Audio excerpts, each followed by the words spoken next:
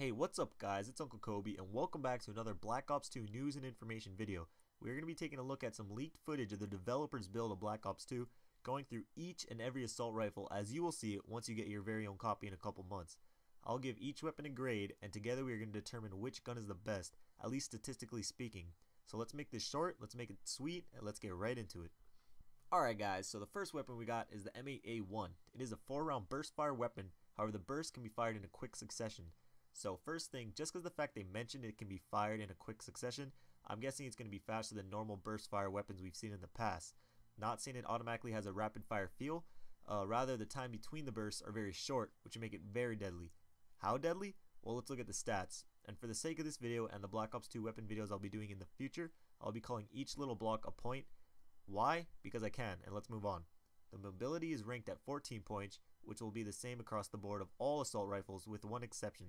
The damage is ranked at 9, which is rather weak compared to other weapons.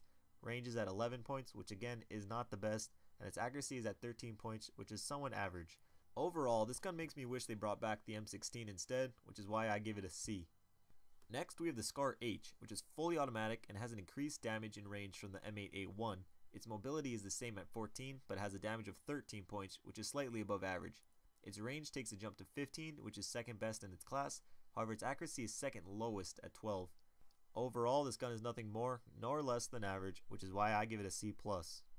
Next on our list, we have the AN-94, which is fully automatic. However, the first 2 rounds of each burst are fired at a slightly faster rate.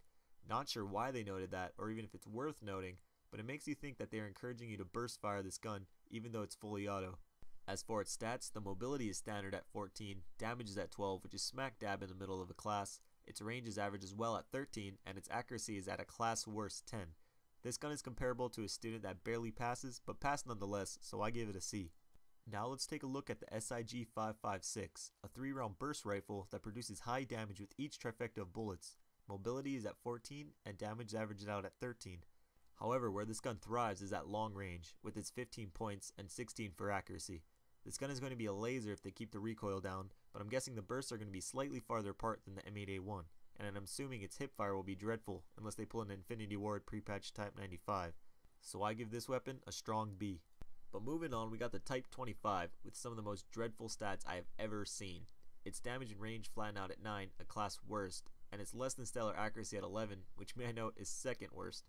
However, how this gun finds its effectiveness is with its high rate of fire and moderate recoil.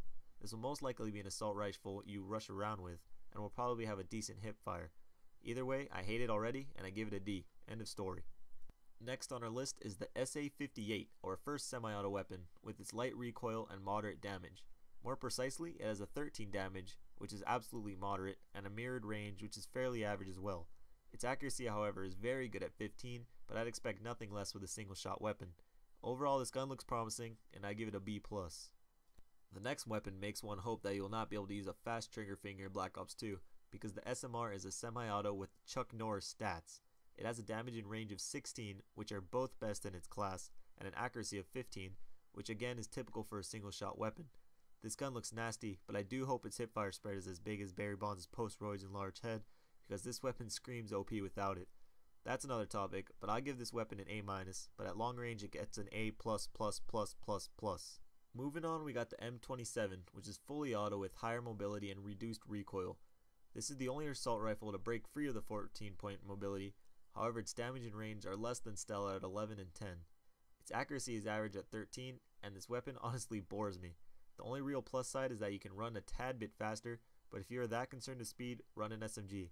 Because of that, I'll give it a B-. Finishing up, we got the MTAR, which is easily the most versatile gun in its class. The damage and range are at 12, which slightly disappoints me. I wish the damage was at least at 13, which would make it close to the TAR we saw in MW2, and its accuracy averaged at 13. The difference maker with this weapon will be its rate of fire. If that is decent, I can definitely see a lot of people using it. Depending on that, it could be bumped up to a B+, but as of right now, it is stuck on a B. So that wraps up my gradebook for the assault rifles, at least statistically speaking. As of right now, I don't see any one gun that jumps out and is the clear frontrunner, which is good. We hopefully aren't going to see any one weapon dominate the whole game, rather everyone using variety of weapons. Again guys, this is just all speculation coming from the developer's build. These stats can change as we get closer to the release date, but as of right now, this is what we got. So I hope you guys enjoyed it. I'll be doing one of these for every class of weapon. I got a lot of good videos coming out this week, so make sure you hit that subscribe button in the top left if you're new. This was Uncle Kobe. Until next time, I love you all. Peace.